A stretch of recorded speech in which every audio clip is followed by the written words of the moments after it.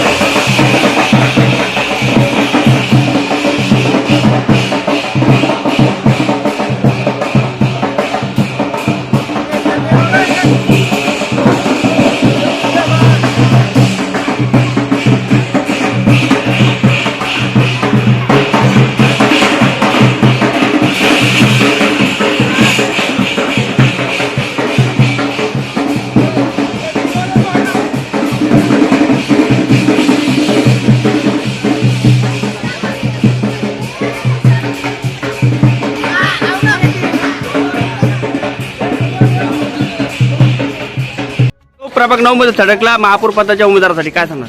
100% 9 number मध्ये सर्वांची डाळ पातळ झालेली आहे। शिवसेना 4 जागा डंकी की चोट पे निवडून येणार आहेत। काय परिस्थिती काय वाटतं शहराची? एकदम जबरदस्त प्रतिसाद आहे, लोकांचा चांगला प्रतिसाद आहे। 4 जागा आमच्या निवडून येणार आहेत प्रभाग क्रमांक 9 मधल्या।